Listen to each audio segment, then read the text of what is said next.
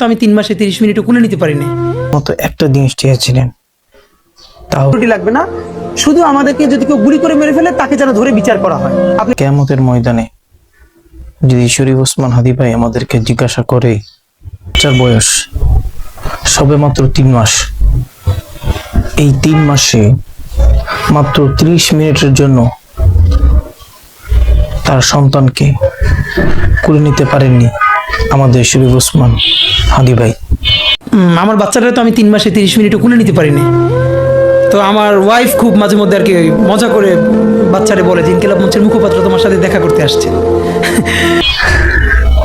যিনি আমাদের কল্যাণের জন্য, জালেমের জুলুম থেকে আমাদেরকে বাঁচানোর জন্য এবং দেশের সার্বভৌমত্ব রক্ষা করার জন্য, যিনি নিজের প্রিয়তমা স্ত্রী, নিজের কলিজার টুকরো সন্তানের ভালোবাসা মায়া মমতাকে ত্যাগ করেছেন, এমনকি সর্বশেষ নিজের জানটাও দিয়ে দিয়েছেন, সেই ওসমান ভাই হাদীর জন্য কি করলাম আমরা?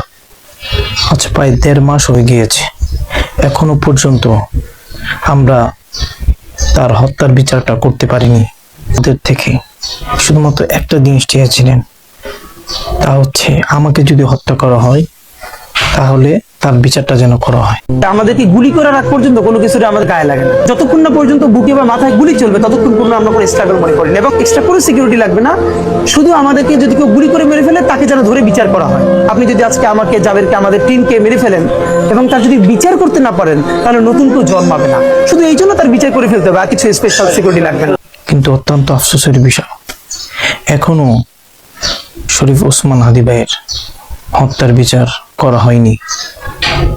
কাল কিয়ামতের ময়দানে যদি শরীফ ওসমান হাদী ভাই আমাদেরকে জিজ্ঞাসা করে যে তোমাদের জন্যে, তোমাদেরকে জালেমের হাত থেকে বাঁচানোর জন্য, তোমাদের অধিকার নিশ্চিত করার জন্য আমি আমার সবকিছুকে ত্যাগ করেছি, আমার পরিবার, আমার স্ত্রী, আমার সন্তান, সবকিছু, আমার জানটা দিয়ে দিয়েছি, তোমাদের কাছে আমি একটা জিনিস চেয়েছিলাম, সেটা হচ্ছে আমার হত্যাকারীর যেন বিচার করা হয়, কিন্তু তোমরা তা করোনি।